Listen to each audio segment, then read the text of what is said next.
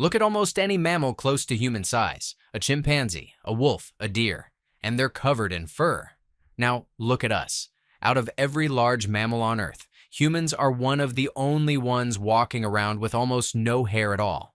That's strange enough on its own. But it gets stranger when you realize our closest living relatives, chimpanzees, share almost 99% of our DNA and still have a full coat of fur. So, something happened. Somewhere in the last few million years, that stripped the coat off only one branch of the primate family, which raises a question that doesn't have one simple answer. Why did we lose it? And how do we even know when? The most direct evidence for an actual timeline doesn't come from fossils. Skin and hair don't fossilize. It comes from something much smaller and a lot less glamorous: lice. In 2003, a small team of biologists in Germany studied the genetic split between head lice and body lice, the kind that can only survive in clothing, not directly on skin. By measuring how long ago those two lice species diverged, they landed on an estimate. Somewhere around 170,000 years ago is roughly the latest point we could have still been wearing a heavy coat of body hair.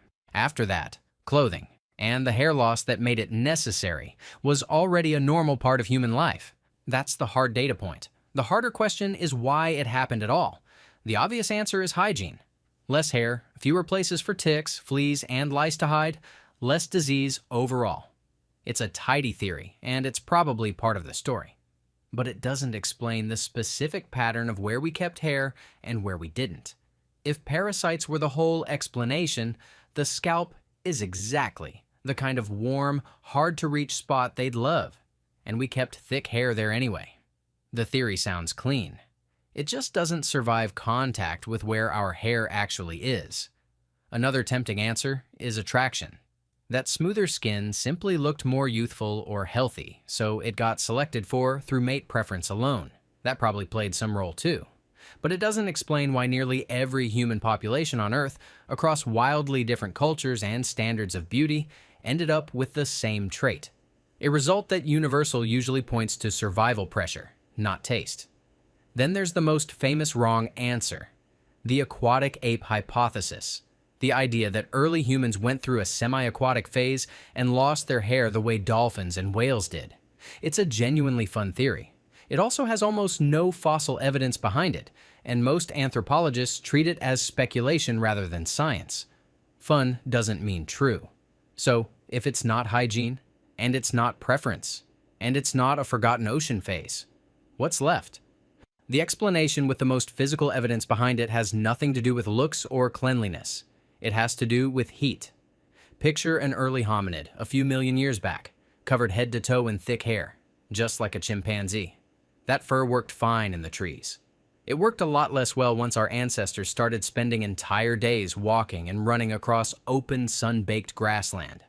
Most large mammals out there handle midday heat by shutting down, resting in shade, hunting at dawn or dusk when it's cooler.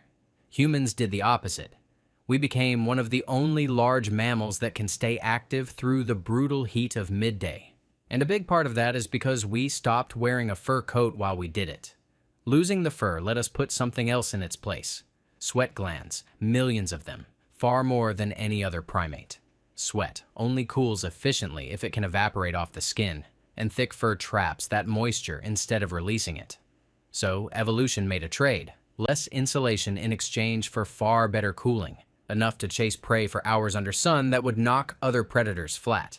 Some researchers think this is exactly what allowed early humans to become endurance hunters, capable of running animals to exhaustion, even when those animals were faster in a straight sprint. That trade came with a side effect. Bare skin now took direct sun for the first time, all day, every day, which meant a new problem: UV damage. Darker, melanin-rich skin appears to have evolved around the same time as hair loss, specifically to protect against that exposure. So the same change that let us outrun a gazelle in open country is also the reason skin tone exists as a trait at all.